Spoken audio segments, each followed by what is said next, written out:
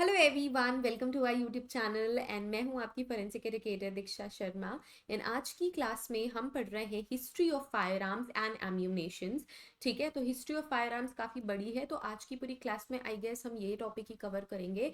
और history of fire arms हम आपके exam UKPSC senior scientific assistant examination 2024 ballistics division के लिए कवर करा रहे हैं। सो अगर आप एक एस्पिरेंट है for UKPSC senior scientific assistant examination 2024 और आपने अगर बैलिस्टिक डिवीजन से अप्लाई करा है, सो ये वीडियो आपके लिए है। इसके अलावा आपके लिए और क्या है, हमारा कोर्स। सो हमारे एप्लीकेशन में आपको UKPSC senior scientific assistant examination का कोर्स मिल जाएगा। सो इस कोर्स में आपका पूरा का पूरा सिलेबस रिकॉर्डेड लेक्चर्स के थ्रू कवर हो जाएगा, सारा का सारा सिलेबस। पीडीएफ नोट्स आपको मिल जाएंगे और हमारे पीडीएफ नोट्स बहुत ही सिंपल और प्रिसाइज हैं। बहुत बड़ी बुक पढ़ने की जरूरत नहीं है, इजी सिंपल लैंग्वेज में हम आपका सारा कॉन्सेप्ट कवर करवाएंगे। कोई बुक रेफर नहीं करनी, कोई एमसीक्यू बुक रेफर नहीं करनी, क्योंकि हम यूनिट वाइज एमसीक्यूज भी प्रोवाइड कर रहे हैं और मॉक सैम्पल पेपर्स भी आपको प्रोवाइड कर रहे हैं। सो इससे आपकी कंप्लीट प्रिपरेशन हो जाएगी for UKPSC senior scientific examination assistant examination 2024। Okay, so don't forget to join a classes. Course की लिंक भी आपको डिस्क्रिप्शन में मिल जाएगी, आपकी लिंक भी आपको डिस्क्रिप्शन में मिल जाएगी। अगर कोई कंफ्यूजन है, डाउट है, क्वेश्चन है, तो आप हमें व्हाट्सएप पे कांटेक्ट कर सकते हैं, व्हाट्सएप पे मैसेज कर सकते हैं या फिर व्हाट्सएप पे कॉल कर सकते हैं। सो व्हाट्सएप सपोर्ट नंबर भी आपको डिस्क्रिप्शन में मिल जाएगा। So clear all your doubts, join a classes and complete your preparation. Okay, so let's start today's class. So forensic ballistics से शुरू करते हैं। बैलिस्टिक्स पढ़ने के लिए या फायर आर्म्स पढ़ने के लिए, जो बेसिकली फायर आर्म्स है, it's nothing but gun usually, है ना। बेसिकली गन्स को हम कंप्लीटली फायर आर्म नहीं बोलते, इसमें एम्यूनेशन भी इंक्लूडेड है। एम्यूनेशंस को आप सिंपल लैंग्वेज में समझ लो कि बुलेट्स, या वो चीज जो प्रोपेल होती है, जो आपके डिवाइस से क्या हो रही है, प्रोपेल हो रही है। ठीक है, सो इसे हम कहते हैं ammunition. Ammunition types of ammunitions भी बहुत डिटेल में पढ़ेंगे। अभी हम हिस्ट्री ऑफ फायर आर्म्स पे फोकस करेंगे। यानी जो फायर आर्म है वो आपके बैलिस्टिक डिवीजन के अंदर आता है, फोरेंसिक बैलिस्टिक्स। अभी जो फोरेंसिक बैलिस्टिक्स है, जितने भी प्रोपेलेंट मटेरियल होते हैं उन सबको इंक्लूड करता है, चाहे वो बॉम्ब्स हो गए, चाहे वो फायर आर्म्स, गन या बुलेट्स हो गए। ठीक है, सो एक बार समझ लो कि forensic ballistics is the analysis interpretation and using of scientific method to establish fact of any gunshot case। मैंने कुछ चीजें यहाँ पे अंडरलाइन करी है, इन पे फोकस करना है कि बैलिस्टिक क्या है। इसमें हम एनालिसिस कर रहे हैं। क्या कर रहे हैं? एनालिसिस। किसका एनालिसिस कर रहे हैं? एनालिसिस कर रहे हैं और इंटरप्रिटेशन कर रहे हैं। हम इविडेंसेस का एनालिसिस और इंटरप्रिटेशन कर रहे हैं और उनमें साइंटिफिक मेथड यूज कर रहे हैं। इस एनालिसिस के लिए, इंटरप्रिटेशन के लिए हमने साइंटिफिक मेथड यूज करा। कौन से एविडेंसेस को चेक करने के लिए, कौन से एविडेंसेस को एनालाइज करने के लिए? सो फोरेंसिक बैलिस्टिक एविडेंस को एनालाइज करने के लिए, ताकि हम ये इस्टेब्लिश कर सके कि ये गन शॉट केस है या नहीं है, मतलब गन्स इसमें इन्वॉल्व है या नहीं है, फायर आर्म इन्वॉल्व है या नहीं है। ठीक है ना, ये बहुत ही ज़्यादा बेसिक डेफिनेशन है आपकी फोरेंसिक बैलिस्टिक्स की। फोरेंसिक मतलब it is related to law. Ballistics का मतलब मैंने बताया कि कोई भी ऐसा लाइक सब्जेक्ट जो कि प्रोपेल हो रहा है किसी डिवाइस से। ठीक है ना, फोरेंसिक बैलिस्टिक्स हम 3 कैटेगरीज में डिवाइड करते हैं। ये भी हम डिटेल में पढ़ लेंगे बाद में, लेकिन अभी एक इंट्रोडक्टरी लाइक फेस की तरह पे पढ़ो कि external ballistic, internal ballistic and terminal ballistic. ठीक है, इंटरनल बैलिस्टिक्स का मतलब क्या है? अंदर गन के अंदर कैसे मैकेनिज्म चलते हैं, है ना। गन जब कोई फायर करता है, बुलेट जब निकलती है, तो उस गन के अंदर क्या मैकेनिज्म होता है? डिफरेंट डिफरेंट गन्स के अंदर डिफरेंट मैकेनिज्म चलती है। तो जब आप इंटरनल बैलिस्टिक्स पढ़ते हो तो उन डिफरेंट गन्स के बारे में पढ़ोगे, उनके अंदर किस तरीके के मैकेनिज्म्स होते हैं, किस तरीके से फायर जनरेट होती है, किस तरीके से गैसेस जनरेट होती है, ये आप पढ़ते हो। ठीक है, ये वाली पिक्चर को बहुत ध्यान से देखो। देखो ये फायर हो रहा है और यहाँ पे भी आपको कुछ चिंगारियां देखने को मिल रही है। ठीक है, जो आपकी बुलेट होती है, इस बुलेट में पीछे साइड में बहुत सारे क्या होते हैं, ऐसे सब्सटेंसेस होते हैं जो हाई अमाउंट ऑफ गैस और हीट प्रोड्यूस करते हैं। आप इसको गन पाउडर बोलते हो। जैसे ही इसमें फ्रिक्शन से हीट जनरेट होती है, ये जो गन पाउडर होता है ये बर्न करने लग जाता है और extreme amount of gases create करता है, जिसकी वजह से हाई प्रेशर क्रिएट होता है और ये जो बुलेट है अपने बुलेट केस को छोड़ के यहाँ से प्रोपेल हो जाती है। ठीक है, सो ये सारी चीजें जो गन के अंदर चल रही है, आप उसको इंटरनल बैलिस्टिक्स में पढ़ते हो। Next we have external ballistic. अब एक्सटर्नल बैलिस्टिक्स में क्या, अब यहाँ से गन निकल रही है, सॉरी यहाँ से बुलेट निकल रही है, जब यहाँ से बुलेट निकल रही है और लेट्स से ये हमारा टारगेट है, तो जब ये बुलेट यहाँ से प्रोपेल हो गई, निकल गई, और टारगेट से पहुंचने के पहले का जो टाइम है उसमें जो भी मैकेनिज्म या जो फिजिक्स की थ्योरीज लगती हैं उसको आप पढ़ते हो एक्सटर्नल बैलिस्टिक्स में, ठीक है। Now talking about terminal ballistic या फिर वुंड बैलिस्टिक। टर्मिनल बैलिस्टिक्स किसको बोलते हैं, वुंड बैलिस्टिक्स किसको बोलते हैं, चलो आपने फायर कर दिया, इंटरनल बैलिस्टिक्स हो गई, अब वो अपने टारगेट के पास जा रही है, इंटरनल बैलिस्टिक्स हो गई, एक्सटर्नल बैलिस्टिक्स हो गई, वो अपने टारगेट के पास जा रही है, जब वो अपने टारगेट को हिट करेगी, ठीक है। टारगेट आपका लिविंग भी हो सकता है, नॉन लिविंग भी हो सकता है, मोस्ट ऑफ द टाइम जब कोई क्रिमिनल केस हो जाता है तो ये लिविंग ही होता है, ठीक है। जब कभी भी बुलेट अपने टारगेट को हिट करती है, जब बुलेट अपने टारगेट को हिट करेगी तो उसको डिस्ट्रक्ट कर देगी, खत्म कर देगी, है ना। इसको हम पढ़ते हैं टर्मिनल बैलिस्टिक्स में कि किस तरीके के वुंड्स क्रिएट हुए, कैसी चोट क्रिएट हुई, अगर स्कल पे बुलेट लग रही है तो कैसी चोट बनेगी, अगर लेट्स से स्टमक पे गोली लग गई तो कैसी चोट बनेगी, कोई दूर से गोली चला रहा है तो कैसी चोट बनती है, कोई पास से गोली चला रहा है, कोई बीच के रेंज से गोली चला रहा है तो किस तरीके के इंजरीज बनते हैं, आप इंजरी को देख के, वुंड्स को देख के कैसे आइडेंटिफाई करोगे, ये सारी चीजें आप पढ़ते हो टर्मिनल बैलिस्टिक्स में, ठीक है। इंट्रोडक्टरी पोर्शन हो गया। देखो ये बुलेट केस है, ये केस है, बुलेट नहीं है इसमें, इसको हम कहते हैं कार्ट्रिज केस या फिर बुलेट शेल, ठीक है। और इसमें जब बुलेट भी होती है तो इसको हम कहते हैं टुगेदर, बुलेट शेल और बुलेट जब साथ में होती है इसको हम टुगेदर कहते हैं एम्यूनेशन, ठीक है। Let's move to the history part. History में सबसे पहले फटाफट से देख लो, टाइमलाइन देख लो कि कौन कौन से साल में कौन कौन से गन्स यूज किए गए, इन्वेंट किए गए, है ना, क्योंकि पहले तो गन्स तो थे नहीं ना हमारे पास। याद करो जब इंडिया में राजा महाराजाओं की लड़ाई होती है तो गन से नहीं होती थी, क्या होते थे, तलवार, भाले, तीर, इन सब से लड़ते थे, राइट। फिर धीरे धीरे जैसे जैसे टेक्नोलॉजी, साइंस ने डेवलपमेंट करी, वो तोप यूज करने लग गए। तोप भी एक तरीके का फायर आर्म ही है, ठीक है, उसमें भी बारूद यूज होता था, बड़े बड़े लोहे के गोले होते थे, है ना, जैसे अभी हम बुलेट्स यूज करते हैं, लोहे के गोले होते थे, बारूद भरा जाता था, बारूद को जलाया जाता था, जब बारूद एक्सट्रीम गैसेस प्रोड्यूस करते थे और जब प्रेशर क्रिएट करते थे तो ये जो तोप के गोले होते थे वो एनिमीज के साइड पे जाते थे, है ना। फिर धीरे धीरे ऐसे ही गन्स डेवलप हुए, फायर आर्म डेवलप हुए।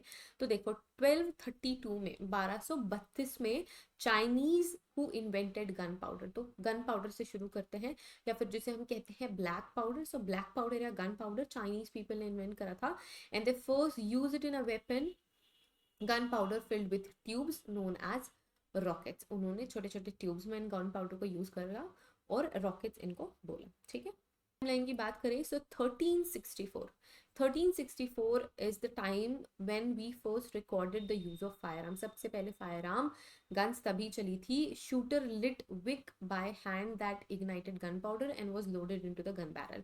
जो शूटर होता था वो क्या करता था, खुद से ही अपने हाथ से माचिस से गन पाउडर को इग्नाइट करता था और वो गन खुद से गन लोड करते थे, गन पाउडर को इग्नाइट किया तब जाके वो गन चला करती थी। Next we have 1400s, 1400s में matchlock type of gun आई, ये मैच लॉक के बारे में भी हम डिटेल से पढ़ेंगे।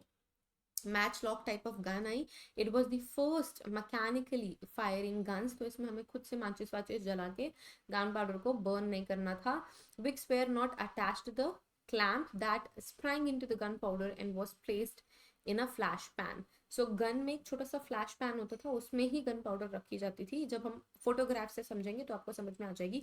अभी आप नाम याद कर लो, नाम क्या है, matchlock guns. Matchlock guns were use in 1400s, फिर आए 1500s, 1509। कौन से गन्स आए, व्हील लॉक गन्स आए, पहले मैच लॉक गन्स आए फिर व्हील लॉक गन्स आए। It was replaced in the wheel lock that generated spark for igniting the gunpowder। ये जो पहले जो मैच लॉक्स थे ना, छोटे छोटे मैच लॉक्स, उसमें विक्स हुआ करते थे, छोटा सा स्ट्रक्चर होता था विक्स करके, उसको व्हील लॉक से चेंज कर दिया गया और एक नई तरीके के गन का क्या किया गया, मैन्युफैक्चरिंग करी गई। 1630 की बात करें तो यहाँ पे फिंट लॉक गन्स आई। 1400 matchlock, 1509 wheel lock, 1630 flintlock. नाम याद कर लो, matchlock, wheel lock, फिंट lock.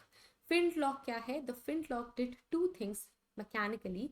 it opened the lid of the flash pan and provided igniting spark। ये थोड़ा सा और एडवांस था कि ये खुद से ही क्या कर रही है, लिड ओपन कर रही है फ्लैश पैन की जहां पे आपका गन पाउडर है और उसको इग्नाइट भी कर रही है, स्पार्क भी जनरेट कर रही है। Next 1825 percussion cap guns invent हुई। 1835 में क्लॉट रिवॉल्वर्स जो सबसे पहले मास में प्रोड्यूस करे गए, जिसमें मल्टी शॉट्स हो सकते थे क्योंकि वो रिवॉल्व होती थी और शॉट पे शॉट फायर आर्म कर सकता था। 1814 में पिन फायर, 1840 मैंने 14 बोल दिया, 1840 में पिन फायर कार्ट्रिजेस आए। 1850 में शॉर्ट गन्स डेवलप हुई। 1859 में फुल रिम फायर कार्ट्रिजेस बन गए थे। कार्ट्रिजेस मतलब बुलेट एम्यूनेशन की मैं बात कर रही हूँ, ठीक है। 1860 में क्या हुए, रिपीटेड कार्बाइन्स डेवलप हो गए। 1861 में ब्रीच लोडिंग गन्स आई। 1869 में सेंटर फायर कार्ट्रिजेस आए। 1871 में कार्ट्रिज रिवॉल्वर आ गए। 1873 में राइफल्स डेवलप हो गई। 1877 में डबल एक्शन रिवॉल्वर्स डेवलप हुए। 1892 में ऑटोमेटिक हैंड गन्स डेवलप हो चुके थे। तो ये कुछ टाइम लाइन है, just remember the time and development of the firearm, ठीक है। ये हमने पढ़ लिया। Let's move to the different guns. सबसे पहले आए थे हैंड कैनन्स। सबसे पहले आए थे हैंड कैनन्स, ठीक है। सबसे पहले इमेज देख लो, इस तरीके के हैंड कैनन्स हुआ करते थे। यहाँ पे तो उन्होंने अपनी आर्टिस्टिक साइड दिखाई है आपको। इस तरीके से एक बैरल हुआ करते थे, जो ये जो पाइप टाइप ऑफ स्ट्रक्चर है इसको हम बैरल बोलते हैं, ठीक है। इस तरीके की बैरल, इनको हम कहते थे hand cannons. Okay, hand cannons हुआ करते थे। These hand cannons were the earliest handgun. It was simply small cannon of barrel of iron and bronze. तो आयरन के बने हुए हो सकते थे, ब्रोंज के बने हुए हो सकते थे, जो कि एक फ्रेम में फिट किए जाते थे। और इसमें क्या होते थे, मेटल बैंड्स होते थे, या फिर उसमें लेदर थोंग्स भी होते थे, मतलब लेदर भी उसमें फिट किया जा सकता है जहाँ से आपको होल्ड करना है। तो जहाँ से होल्ड करते थे वहाँ पे लेदर हुआ करते थे या मेटल बैंड्स हुआ करते थे। ये आयरन के बने हुए होते थे या फिर ब्रोंज के बने हुए होते। एक सिंपल सी पाइप हुआ करती थी जिसमें आपको गन पाउडर भी भरना है, मतलब बारूद भी भरना है और बुलेट भी भरनी है, ठीक है। These weapons were loaded from the muzzle end of the barrel with powder and wad and ball. Ball मतलब क्या, हमारी बुलेट। वैड्स क्या होते हैं, छोटे छोटे स्ट्रक्चर्स होते हैं, ये पेपर कार्डबोर्ड के हो सकते हैं, जो ये भी भरे जाते थे। अब ये बैरल से मजल एंड किनको कहते हैं, this end is known as muzzle end. ये वाला इस एरिया को हम कहते हैं मजल। सो बुलेट भी आपने यहीं से भरी, बॉल भी यहीं से भरी, वैड्स भी यहीं से भरे, गन पाउडर भी यहीं से भरे आपने, ठीक है। बट आप यहाँ से इग्नाइट करो, सॉरी आप यहाँ से इग्नाइट करोगे, यहाँ से इग्नाइट करोगे, ठीक है। इग्निशन आग यहाँ से लगाओगे और सारी चीजें आप यहाँ से मजल एंड से लोड करोगे। दिस इज मजल एंड, और ये जो लंबी पाइप जैसी स्ट्रक्चर है इसको हम कहते हैं barrel. A small hole at the breech end of the barrel, the touch hole was provided with a pan into which a priming charge of powder was placed। अब देखो यहाँ पे, ठीक है, यहाँ पे छोटी सी आपको, यहाँ पे आपको छोटा सा होल दिख रहा है, यहाँ पे भी एक छोटा सा होल होता है, यहाँ पे बारूद भरी जाती थी और यहाँ से उसे जलाया जाता था। On igniting the priming charge, इस गन पाउडर को यहाँ पे प्राइमिंग चार्ज बोला जा रहा है। Priming charge is nothing but बारूद या फिर ब्लैक पाउडर यूज करते थे पहले तो, इधर विद अ हॉट आयरन या फिर लाइटेड मैच। गरम आयरन से उसको इग्नाइट किया जा रहा है, जलाया जा रहा है, या फिर एक माचिस से जलाया जाएगा। Fire flash through the touch hole and into the main power charge to discharge the weapon, ठीक है। दो तरीके के चार्जेस होते थे, है ना, दो तरीके के चार्ज होते थे। एक तो होता था प्राइमरी चार्ज, दूसरा होता है मेन चार्ज। प्राइमरी चार्ज और main charge. So primary charge क्या करता है, हीट जनरेट करने का काम करता है और वो मेन चार्ज को जाके आग लगा देता है। मेन चार्ज एक ऐसा पाउडर होता है जो बहुत ज़्यादा गैस, प्रेशर और हीट जनरेट करता है, और इसके ही गैस की वजह से जो आपकी बुलेट है या जो आयरन मेटल की बॉल है वो बहुत तेज़ी से आगे फायर होगी। प्राइमरी चार्ज को आप थोड़ा सा जलाते हो जिससे कि वो धीरे धीरे धीरे धीरे जल के मेन चार्ज को जाके जला देता है, ठीक है। ये मेन चार्ज और प्राइमरी चार्ज का काम हुआ करता था। This is known as touch hole as well. ये जो छोटा सा होल आपको दिख रहा है इसको टच होल भी बोला करते थे, ठीक है। अब डिसएडवांटेजेस क्या क्या है, बहुत स्लो फायर होती थी, डिफिकल्ट टू एम, अगर रेन हो गया या डैम्प वेदर है, मौसम खराब है, तो आपका जो मेन चार्ज है, जो आपका प्राइमरी चार्ज है, वो ढंग से जलेगा नहीं और आप क्या करोगे, फायर नहीं कर पाओगे और मारने वाला आपको मार के चला जाएगा, ठीक है। Now the cannon was first appeared in China something during 12th and 13th century. It was most likely to develop in parallel or as an evolution of earlier gunpowder weapon called fireless, fireless भी बोलते थे, ठीक है। Gun powder को use करने के लिए पहली पहली बार चाइना में 12 से 13 सेंचुरी के बीच में ये सब डेवलपमेंट हो रहा था। Result was a projectile weapon in the shape of cylinder that fired projectiles using explosive pressure of gunpowder. Next, match lock fire arms. Match lock fire arms कैसे होते थे? इस तरीके के होते थे मैच लॉक फायर आर्म, देखो है ना। सो यहाँ पे भी क्या है, प्राइमरी चार्ज होगा, ठीक है। ये जाके यहाँ पे क्या करेगा, हिट करेगा। अब ये जो रस्सी सी दिख रही है, अगर आप इसको जलाओगे और इसको फायर करोगे तो ये जाके इसको टच करेगी और यहाँ पे जो बारूद है वो जलने लग जाएगा। यहाँ पे देखो, ये अभी आपको देखने को मिलेगा, ठीक है। ये क्या कर रहा है, यहाँ पे इसने स्ट्राइक करा और यहाँ पे जो भी बारूद था वो जलने लग गया। अब गैसेस क्रिएट होंगे और गन पाउडर आगे प्रोपेल हो जाएगा, ठीक है। Okay, so match lock fire arm के बारे में देख लो। ये सबसे पहले बड़े एडवांसमेंट के नाम से जाना गया, क्योंकि उसके पहले तो हम क्या कर रहे हैं, सारी चीजें खुद ही से कर रहे थे, मैचेस से जला रहे थे, है ना।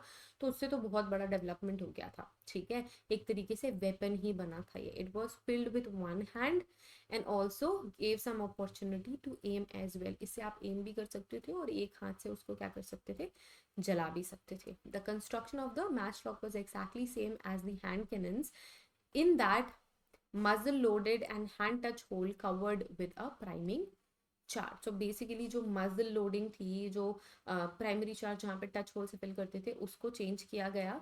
The only difference was that match, a slow burning piece of cord या फिर cloth used to igniting the priming charge and was held in a curved hook which is screwed inside the frame. To fire the gun, the hook was merely pushed forward to drop the burning end into the priming charge. मैंने क्या बोला है ना, इसको हम क्या करेंगे, इसको हम जलाएंगे, फायर करेंगे। जैसे ही फायर करेंगे यहाँ से जाके इसमें टच हो जाएगा, यहाँ पे प्राइमरी चार्ज है जो जलेगा, जो जाके मेन चार्ज को जलाएगा और यहाँ पे क्या होगी, गैसेस क्रिएट होंगी और हमारी जो बुलेट है वो फायर कर जाएगी, ठीक है। यहाँ पे टच होल को चेंज किया गया। यहाँ पे हम जो बैरल से सारी चीजें फिल कर रहे थे और यहाँ पे हम खुद से इग्नाइट कर रहे थे, उसको ही चेंज किया गया। अब इसके डिसएडवांटेजेस क्या थे? The major defect with matchlock design was that it require a slow burning for ignition, ठीक है, थोड़ा स्लो बर्न होता था। इसके अलावा as a result it was little use of surprise attack in a damp और रेनी कंडीशन, ठीक है। डैम्प और रेनी कंडीशन में ये भी कभी कभी फेल हो जाते थे, है ना। अगर मॉइस्चर है, अगर बारिश वाला मौसम है तो कभी कभी ये फेल हो जाते थे, फायर नहीं करते थे। Okay, let's move to the next type. This is wheel lock. Wheel lock क्या है, इसमें व्हील यूज करी गई थी। यहाँ पे देख लो, आपको व्हील जैसा दिख रहा है यहाँ पे, इसी वजह से हमने इन गन्स को व्हील लॉक बोला, है ना। देखो यहाँ पे ये व्हील थी, व्हील से चलता था और ये इस तरीके से फायर हुआ करती थी ना। बहुत गैसेस प्रोड्यूस होती थी पहले, जब black powder gun powder use करते थे ना, हद से ज्यादा गैस प्रोड्यूस होती थी और बहुत ज्यादा फायर भी जनरेट होता था। तो जो फायर कर रहा है ना आदमी, उसके लिए भी काफी डिफिकल्ट होता था। Okay, now wheel lock. With evidence of wheel lock, the ignited match used in the matchlock was no longer necessary. ठीक है, उसको wheel से replace कर दिया. The important innovation in the field of firearm design was made possible, as well as making a firearm and practical weapon of hunting. Practical weapon of hunting. तो basically अब यहाँ से हंटिंग गन से शुरू हो चुकी थी, ठीक है। The wheel lock consisted of a seated steel wheel that is mounted on the side of weapon on the rear side of the barrel. The wheel was spring that loaded by a chain of round. It excel with a small key और spanner similar to a watch drum, ठीक है। Watch drum के जैसे उसको एक छोटी सी की होती थी जिससे उसको इस तरीके से घुमाया जाता था। फायर करते थे, वो मूव हो जाता था, फिर से उसको घुमाया जाता था, फिर जैसे ही फायर किया वो फिर से मूव हो जाता था। तो ये चीज बार बार करनी पड़ती थी। When the wheel was turned into a spanner, the chain would round the axle and spring was tensioned. The simple bar inside the lock were kept in the wheel for unwinding until it releases with the trigger. The part of wheel that protruded into a small pan, the flash pan and priming pan, which contained the priming charge of the touch hole. अब जिस जगह पे primary charge होता था उसको flash pan हमने बोला या प्राइमिंग पैन हमने बोला, ठीक है। The serpentine, instead of containing a slow burning match, had a piece of iron pyrite which is fixed in its jaws. Iron pyrite आपको याद रखना, आयरन पायराइड भी एक burning substance होता है, एक explosive substance होता है, ठीक है, उसका भी इसमें यूज किया गया था. This was kept in the tight contact with the wheel by means of a strong spring. On pressing the trigger, the bar was withdrawn from the grooved wheel, which then turned into the axle. Now, spark produced from the friction of the pyrite on the seated wheel ignited the priming charge, which in turn ignited the main powder charge to fire the weapon. अब देखो यहाँ पे ये जो wheel है इसको एक छोटी सी की से घुमाया जाता था, है ना, ठीक है. यहाँ पे प्राइमिंग चार्ज पायराइट होता था. जैसे ही हमने इसको क्या करा, ये जो व्हील है वो घूमती थी, ये जो आयरन पायराइट है ये यहाँ पे आके क्या करता था, स्टिक करता था. और ये जो आयरन पायराइट, ये आयरन पायराइट क्या करता था, यहाँ पे आके इसे प्राइमरी चार्ज को बर्न करता था. प्राइमरी चार्ज फिर मेन चार्ज को बर्न करता था और फायर की प्रोसेस होती थी, ठीक है. डिसएडवांटेज क्या थे, बहुत ही कॉम्प्लिकेटेड मैकेनिज्म था, बहुत एक्सपेंसिव था, ठीक है. जो स्पिनर का टेंशन है उसको बार बार मूव करना पड़ता था, उसकी अगर टेंशन लूज हो गई तो गन नहीं चलती थी, ठीक है. नेक्स्ट है फिंट लॉक. फिंट लॉक कैसा था, फिंट लॉक इस तरीके का हुआ करता था. This is the flintlock mechanism. सब थोड़े सिमिलर से ही लगेंगे आपको यहाँ पे. The ignition system was, flintlock था उसमें एक छोटी सी आयरन की फिंट यूज करी जाती थी. मैं आपको बता देती हूँ ये फिंट कहाँ पे लगी हुई है. ये छोटी सी फिंट आप देखो, ये आयरन की फिंट लगी हुई है. जैसे ही ट्रिगर पुल किया जाता था ये किस तरीके से ये पीछे जाके यहाँ पे स्ट्राइक करता था. अब आपको पता है जब आयरन स्ट्राइक करेगा दूसरे सरफेस पे तो फ्रिक्शन होगी, फ्रिक्शन से क्या चिंगारी निकलेगी, और ये चिंगारी क्या करती थी, प्राइमरी चार्ज को बर्न करती थी. प्राइमरी चार्ज मेन चार्ज को बर्न करता था और फायरिंग होती थी. यहाँ पे देखो, ठीक है, यहाँ पे आप बहुत ध्यान से देखो, एक छोटा सा कप सा दिख रहा है, इसमें क्या है, इसमें प्राइमरी चार्ज है, ठीक है. अब ये जो आयरन का फिंट है ये क्या करेगा, स्ट्राइक करेगा बहुत ही जोर से इस छोटे से किसमें, आपकी प्राइमरी चार्जिंग होल्डिंग, आपके प्राइमरी चार्ज हो, आपका प्राइमरी चार्ज होल्ड करने वाले आयरन के कप से, ठीक है. जैसे ही दोनों में फ्रिक्शन होती थी जो प्राइमरी चार्ज था वो बर्न करने लग जाता था, वो प्राइमरी चार्ज मेन चार्ज को जलाता था और सेम मैकेनिज्म चलती थी. यहाँ पे सिर्फ और सिर्फ व्हील को एक्सचेंज कर दिया गया. देखो यहाँ पे व्हील नहीं है, बार बार उसको फिर से उसका टेंशन नहीं क्रिएट करना पड़ रहा था. और यहाँ पे आयरन पायराइट यूज नहीं किया गया था. यहाँ पे एक छोटी सी फिंट यूज करी गई थी जो जाके स्ट्राइक करती थी आपके टच होल में, वहां पे प्राइमरी चार्ज है, इन सेम मैकेनिज्म चलता था. ओके, यहाँ पे सेंटेंस में लिखी हुई है, please go through it. Next we have percussion system. Percussion system क्या था, जो फिंट लॉक थे वो बहुत सालों तक चलते रहे क्योंकि वो सबसे सही गन्स लग रहे थे 200 सालों के अराउंड. इसके अलावा जो स्कॉटिश मिनिस्टर थे 1807 में, अलेक्जेंडर जॉन फॉर्सेथ, उन्होंने रिवोल्यूशनराइज करा इग्निशन गन पाउडर का, ठीक है. उन्होंने हाईली सेंसिटिव कंपाउंड यूज करा जो कि टच के साथ ही जलने लग जाता था. This compound was mercury फल्मिनेट. बहुत इंपॉर्टेंट है, super super super important. Gun powder को रिप्लेस कर दिया था इन्होंने. Gun powder was replaced by mercury फल्मिनेट. Mercury फल्मिनेट को हम कहते हैं ऐसा एक्सप्लोजिव जो थोड़ी सी फ्रिक्शन से ही बर्न होने लग जाता था. When it was struck by the hammer and produced a flash strong enough to ignite the main charge of powder in the barrel, ठीक है. The separate priming powder and sparking system was no longer required, ठीक है. अब यहाँ पे priming powder की जरूरत नहीं थी, स्पार्किंग सिस्टम की जरूरत नहीं थी क्योंकि हम यूज करते हैं मर्क्यूरी फल्मिनेट, तो छोटे से फ्रिक्शन से भी जल जाता है, ठीक है. बहुत ही सेंसिटिव एक्सप्लोजिव होता है. With this invention, the basis of self-contained cartridges was laid. अब हमें पता था कि मर्क्यूरी फर्मिनेट क्या छोटे से फ्रिक्शन से भी बर्न करने लग जाता है, तो जो सेल्फ कंटेन्ड कार्ट्रिजेस होते थे जो खुद से ही उसमें मर्क्यूरी फर्मिनेट कंटेन करते थे, उनका डेवलपमेंट शुरू हो गया. Once this type of ignition known as percussion priming had been invented, it still took some time to perfect ways of applying it. बहुत टाइम लग गया कि किस तरीके से परफेक्टली इसको क्या कर सके, यूज कर सके, है ना. He invented a small cup into which we placed the small quantity of mercury fulminate.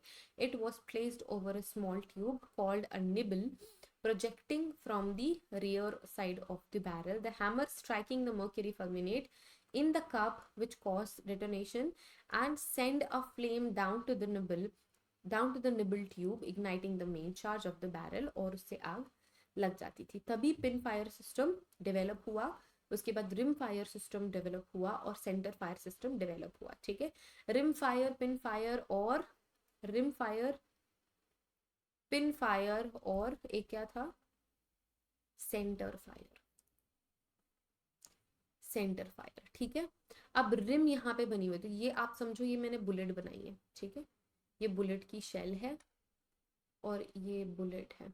ठीक है, नाउ दिस इज बुलेट और ये उसकी शेल है. ठीक है, तो यहाँ पे मैंने क्या बनाया, रिम बनाई, और इस रिम में मैंने क्या, मर्क्यूरी फर्म यूनिट पुट कर दी है. अब क्या होगा, जैसे ही गन फायर होगी यहाँ पे प्रेशर पड़ेगा, और जैसे यहाँ पे प्रेशर पड़ेगा ये जो मर्क्यूरी फर्म यूनिट है जलने लग जाएगी, जो जाके मेन पाउडर को जलाएगी, प्रेशर क्रिएट करेगी और फायर होगा. इसे हम कहते हैं रिम फायर सिस्टम. क्या कहते हैं, रिम फायर सिस्टम. रिम में मर्क्यूरी फर्म यूनिट फिल्ड है. पिन फायर सिस्टम की मैं बात करूँ तो पिन फायर सिस्टम एक छोटी सी पिन यहाँ पे होती थी. ठीक है, छोटी सी पिन होती थी, हैमर यहाँ पे स्ट्राइक करता था, इसमें भरा हुआ है मर्क्यूरी फर्म यूनिट जो फटाफट से बर्न होगा और वो इस मेन चार्ज को जला देगा जिससे कि फायर होगा. ये क्या होगी, पिन फायर. एक छोटी सी पिन होती थी यहाँ पे, पिन फायर सिस्टम. ठीक है, ये हो गया रिम फायर सिस्टम. रिम में फिल्ड है mercury firm unit. Pin fire system, pin pin में फिल्ड है मर्क्यूरी फर्म यूनिट.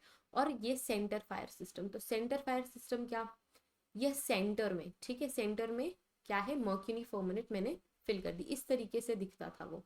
यहाँ सेंटर में मर्क्यूरी फर्म यूनिट मैंने फिल कर दिया. जैसे ही हैमर यहाँ के स्ट्राइक करेगा, मर्क्यूरी फर्म यूनिट जलने लग जाएगा, जो जाके मेन चार्ज को जलाएगा और फायर हो जाएगी. ठीक है, तो ये सारी चीजें पिन फायर सिस्टम में, रिम फायर सिस्टम में और सेंटर फायर सिस्टम में हुई थी.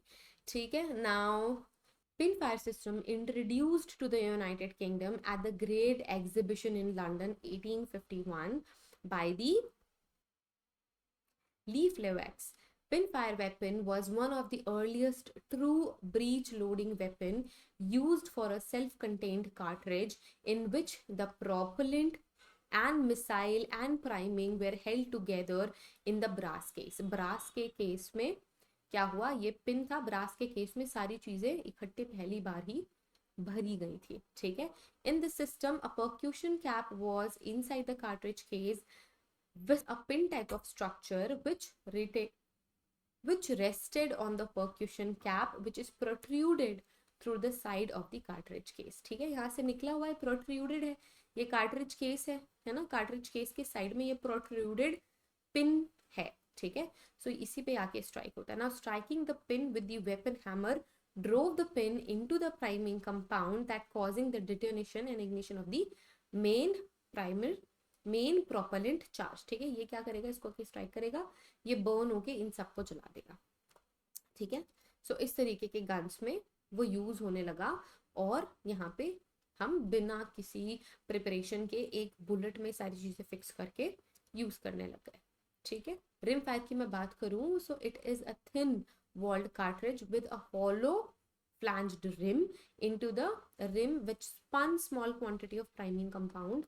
ये आपकी कार्ट्रिज है, ये छोटी छोटी रिम इस तरीके से होती थी इसमें, जिसमें प्राइमिंग कंपाउंड होता था. Now crushing the rim with firing pin causes the priming compound to explode and ignite the propellant inside. In this year 1855, Smith and Wesson manufactured the first revolver to fire rimfire cartridges. Very important, ये information नहीं भूलनी है. ठीक है, 1855 Smith and वेसन ने पहली revolver invent करी थी. Next we have centre fire system. It was the great milestone in the weapon and ammunition development. In the center fire ammunition, only a priming cup needed to be soft enough to crush by the firing pin. ठीक है, ये हमारा firing pin है, ये छोटा सा cup है जो एक स्ट्राइक में क्रश हो जाएगा, जलने लग जाएगा और मेन चार्ज को जला देगा. The cartridge case could thus be made of more substantial material which act as a gas seal for higher pressure that could be obtained with the rimfire ammunition. ठीक है, सो इसी तरीके से और सॉफ्ट सब्सटेंसेस के शेल्स बनाने लग गए हम, ताकि एक स्ट्राइक से वो क्रश हो जाए और हीट जनरेट हो जाए, ठीक है। It was the centre fire system. तो हमने सारी हिस्ट्री फायर आर्म्स की कंप्लीट कर ली है, एक बार रिकैप कर लेते हैं। अगर आप प्रिपरेशन कर रहे हैं यूकेपीएससी की, join our classes, complete your syllabus and prepare yourself for the examination, और अपनी ड्रीम जॉब एफएसएल में कंफर्म कर लो, ठीक है। सबसे पहले हमने देखा फोरेंसिक बैलिस्टिक क्या है, कौन कौन से कैटेगरीज है फोरेंसिक बैलिस्टिक्स के या फिर बैलिस्टिक्स के। फिर हमने देखी हिस्ट्री, कौन कौन से साल में क्या क्या डेवलप हुआ। इसके बाद हमने देखे वो important hand guns, hand cannons और गन्स जो कि हिस्ट्री में बहुत इंपॉर्टेंट है और धीरे धीरे किस तरीके से डेवलप हुए, क्या क्या चेंजेस उनमें होते गए। एंड लास्टली हम कैसे ऑटोमेटिक फायर आर्म्स पे आ गए, ठीक है। सो ये सारी चीज़ें हमने कवर कर ली है। So thank you so much everyone for watching this video. अगर आप पहली बार हमारे चैनल में आए हैं तो चैनल सब्सक्राइब करना नहीं भूलना है, अपने दोस्तों के साथ ये वीडियो शेयर कीजिए, और अगर आपको ये लेक्चर अच्छा लगा तो इस वीडियो को लाइक करना बिल्कुल भी मत भूलिए। एप्लीकेशन के लिंक, कोर्स के लिंक, व्हाट्सएप सपोर्ट नंबर सब कुछ डिस्क्रिप्शन में दिया हुआ है। So contact us, join our classes. Wishing you all the best for your UKPSC examination everyone. All the best.